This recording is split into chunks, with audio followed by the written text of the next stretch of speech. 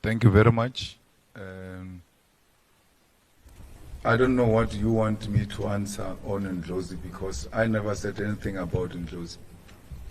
So do not bring your Shebin gossip to me and want me to glorify some toilet discussion. I'm not part of that. EFF has never said anything. If we've got anything to tell you, we'll communicate it. So when you gossip at Kitchener's in Ramfontein, and then after gossiping at Kitchener's, you want us to be part of Kitchener's discussions, don't involve us in any of those things. We don't know what you're talking about.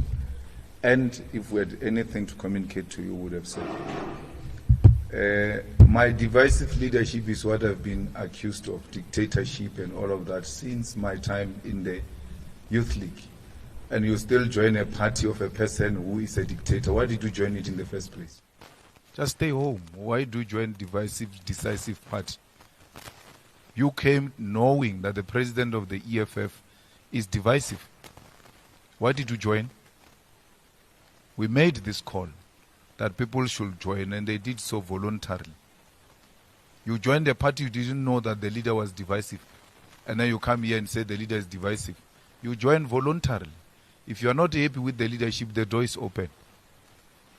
You can leave now.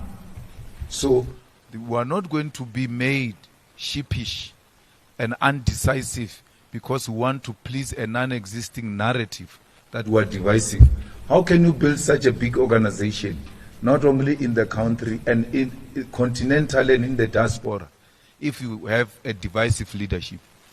Why would you bring so many people in the stadiums, pegging stadiums, successful events of the EFF, if you are divisive?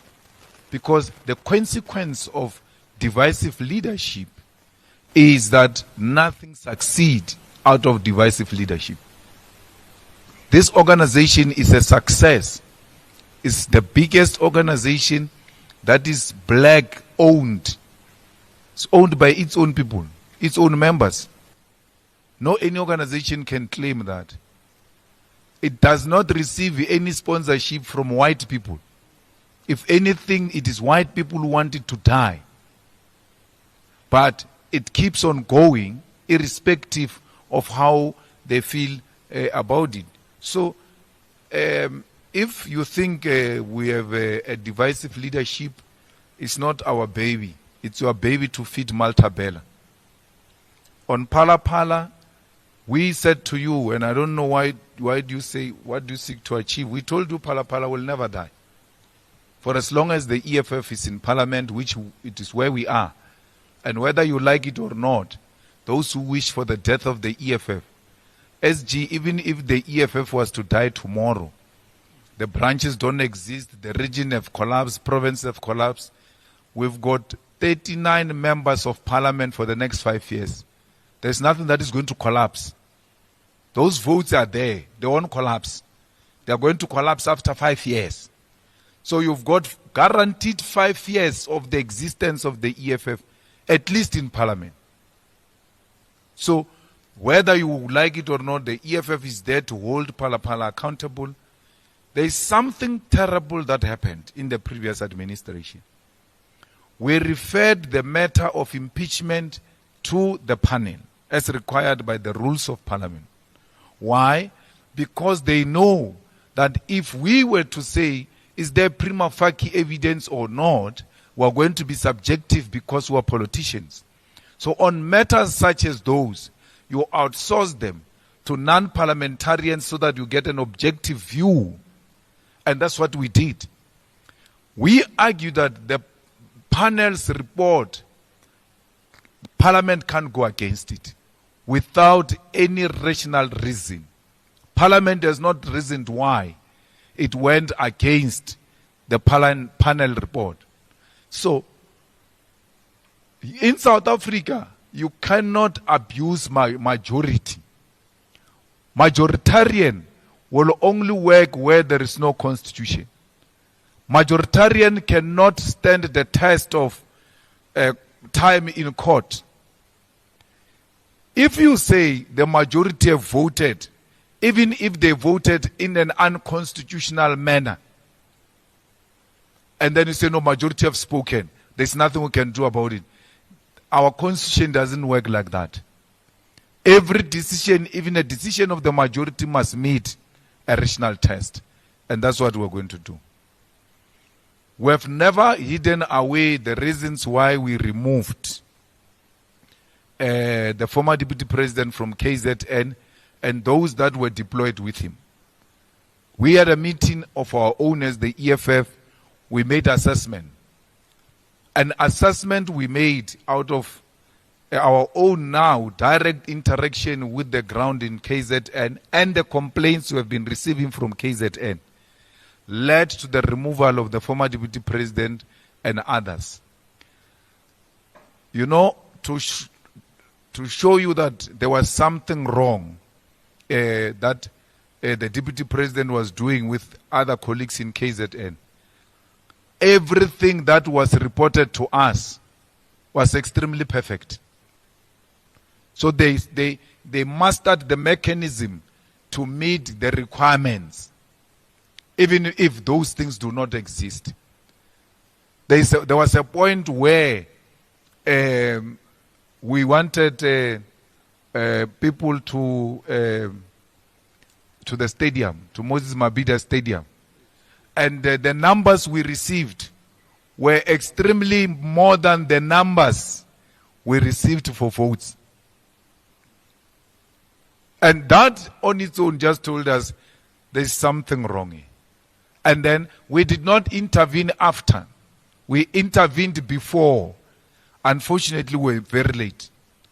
And that's why after we intervened, the SG was able to pull a mother of all matches before the elections in eThekwini. Because that time we're now reclaiming our organization and trying to reposition it. Unfortunately, we're out of time and we had to go to the elections. Me and President Zuma were very good. The same way me and President Ramaphosa were very good. But it doesn't stop me from saying he's corrupt. Because he is corrupt. By being good to you doesn't mean I must not tell you the truth. If you listen to my speech yesterday in the Gauteng General Assembly, I said, you must tell the truth even if telling the truth to a lover or your lifetime partner or your wife or your husband. If it is the truth, it must be told. President Zuma is corrupt. And it's not me.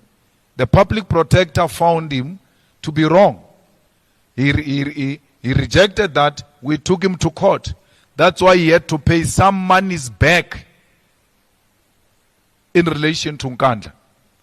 So what more do you want? What is misleading about that? Because it was not only me. The public protector came to the conclusion that there were wrongdoings in Nkandla. The Constitutional Court said yes, he must pay back the money. And we were singing in Parliament that he must pay back the money. But it doesn't mean I've got anything against him personally. I'm dealing with issues of principle. And if it means telling them to your wife when she's wrong or your husband, I'll also do the same thing. We have no relationship with MKP. And even worse now when MKP has made it its program to recruit leaders of the EFF. Tomorrow we are marching to the Constitutional Court with everyone except MKP. The MKP won't be part of our march. If they want to march, they must go and organize their own. But ATM and even ANC can't join us. It's our march. And any other person that has been opposed to Phala can join the EFF march tomorrow, starting from Mary Fitzgerald Square. At what time, SG? 8 o'clock, 8 a.m., Mary Fitzgerald Square, marching all the way to Constitutional Court. I don't know what's going to happen to you, CD, because you couldn't even walk here. There's small distance here. Imagine Mary Fitzgerald Square to to Constitutional Court. So your problems are too many this week. So we are marching there. Why? We are highlighting the corruption of President Cyril Ramaphosa and the corruption of the ANC. And we will never stop highlighting how corrupt and ANC is and President Ramaphosa, and that doesn't clean President Zuma. I've never said I have any problem with President Zuma. Even tomorrow or any other day I can go and have tea with him. But I don't agree with him. And I don't agree with him not only from this microphone point of view. I tell him 4 eyes that I don't agree. I'm that type of a leader. My problem in South African politics is that I'm not a pushover. No one can push me around. Not white monopoly capital, not a white person, not so much powerful leader can push me around. And I'm hated for that. That no one can push me over. That such someone from a poor background, so poor family and so poor everything, who is he to think he can defy us? But that's me and that's my nature. I don't care. I stick to principle. No one can push me over. Not in a marriage, not in my family, not in politics, not in the social circle. I'm no pushover. I'm not a pushover. And I'm not going to allow anyone to push me over because we've got some relationship. If my wife can't push me over, why would President Zuma push me over? For what? What will I be begging from him? Which I did not beg from him when I was in the Youth League, when I was in the ANC. So it can't be that because we are being civil with President Zuma, therefore, when you are civil with him, you can't disagree with him. You must allow him to push you around, not me.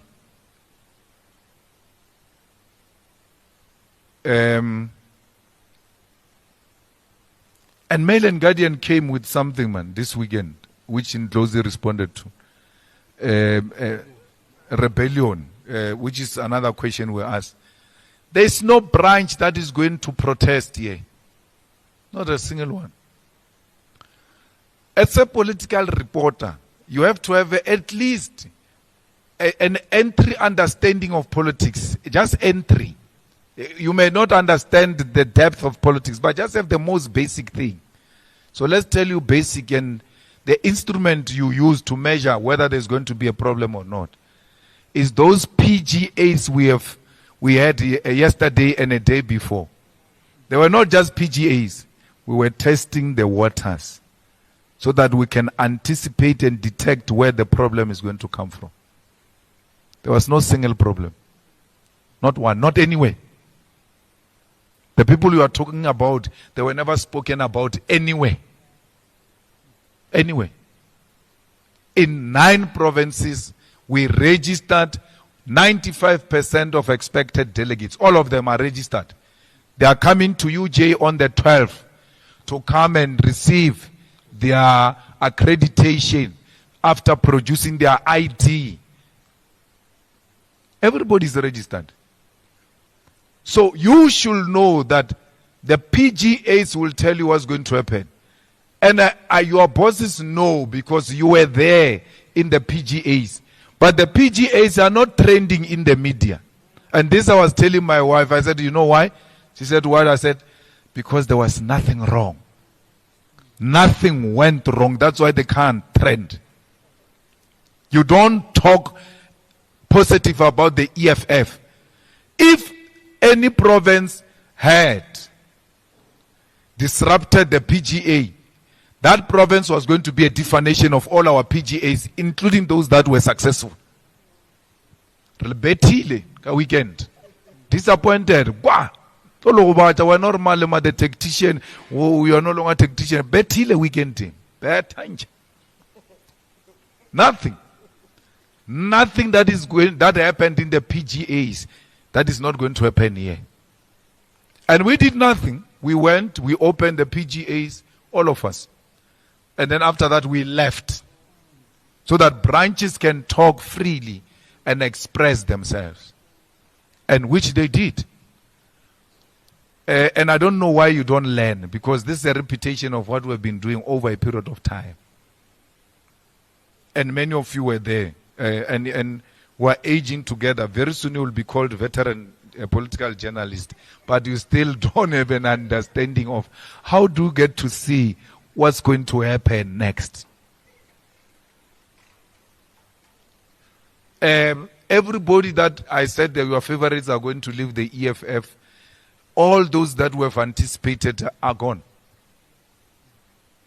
Are gone. Everybody that we thought is going to leave, they left. Now we're proper. That's why you go fundraising even expired goods that are no longer relevant to the EFF. And then you say, so and so is leaving from the EFF, like high profile, referring to an expired goods. Because you are running out of high profiles. There is no one who's going to leave the EFF. Mail and Guardian even says Exodus. Exodus must exit. In your imagination, Exodus, if we can say to you, give us a list of 15 members who left the EFF, 15, Exodus. You can't give us that. Nothing like that. Tell us which councillors of the EFF in the most remote rural municipalities have resigned from the EFF to join MK. None. But we can give those in KZN about the ANC. But it's not called Exodus. Tell us of any branch of the EFF that called a press conference under the tree and say, as this branch, we are all leaving the EFF. Nothing. Tell me of any region that has said and taken a decision that as Ikuruleni region, as eThekwini, as Vembe region, we have taken a decision, we are leaving the EFF. Nothing like that. So imagination is what is destroyed Mail and Guardian, by the way. Mail and Guardian was used to be the most influential newspaper. You guys have run it down. It is now even worse than Sunday World. Sunday World is more perfect with politics than Mail and Guardian, which used to set the agenda. And this is not a media attack. It's an honest assessment. So this is what used to happen when we were growing up. Because we were in the newspapers when we were young. Maybe from 17, 18, 16 years. My biggest picture in a newspaper for the first time was in Mail and Guardian when I was elected president of COSAS. The story was written by Matuma. I don't know if he's still in the media. Mail and Guardian will write on Friday. Then we know what is going to be the angle on Sunday. And then that angle of Sunday will influence what's going to happen the whole week until Mail and Guardian writes again on Friday. Can you claim that today? No. Your own colleagues don't follow your stories. So fighters, why do you follow people that are not being followed by their own colleagues? If I deal a Mail and Guardian shem. You wrote on Friday, mass exodus, wara. Saturday and Sunday PGAs came. Which of those events confirmed what you wrote in Mail and Guardian?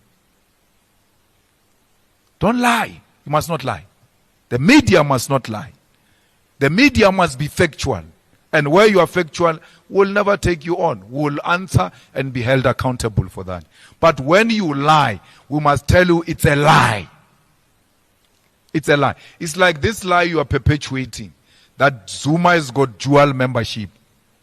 Zuma has got no dual membership. He's not a member of the ANC. ANC has expelled him. And Zuma lies to you. Sunday Times, he says, no, I'm a member of the ANC. I'm a member of MK. It's not true. Why not tell him on his face? You are a liar. You're not a member of the ANC. He lies on your face. You take that lie and feed the nation. Why do you feed the nation a lie? He's not a member of the ANC. And Zuma were being civil with him when MKP and all of that. They must know any lie they tell, we are going to take them head on. And the ground forces must mark those criminals of MK on social media. As they come, go for them. Don't even apologize. They think they can bully us on the social media by revealing some old non-connecting stories and say, but these people are not consistent. We have been consistent about Zuma.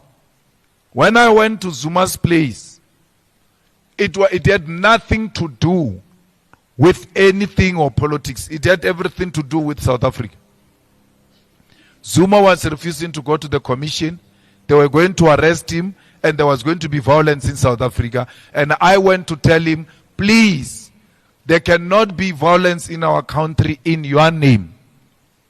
Because I love this country so much. So much that I'm able to go into my haters' yard to go and save South Africa. And Zuma refused and said he's not going to go. It happened exactly as I want him. He got arrested and we had the July unrest. And I will do it again if it means saving South Africa. I will do it again. I went to Zuma in Nkandla to have tea with him to save this country. I did not win. But unlike many of you losers, I did not fail to try. I tried because I love this country, and I will try again.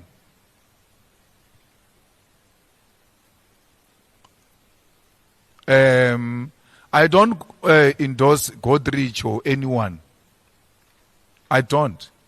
I don't get involved. Even in my discussion with individual leaders of the EFF, I tell them we can talk about everything else except that who must become what. It's not my business to do that. The provincial leadership of the EFF came to me, all provinces came to me and asked me to avail myself as a president of the EFF in the next NPA. And I agreed. And they only came to discuss me with me. They didn't come to discuss other people. And it is their duty as provincial leaders to do that. To do that, to tell us that you must avail yourself, or even if you avail yourself, please be aware that we will not support you for this position. It doesn't mean hatred. It's just an honesty so that when you arrive here at the NPA, you don't say, these guys hate me. Why didn't they talk to me? I would have understood. No, they are doing their work. And as part of the tradition, all of us who are sitting here today, leaders of the EFF in the provinces before the current ones, came to us to come and ask us to avail ourselves. And we are following the same process that has happened even before. I think that is that. Is there any question I didn't answer?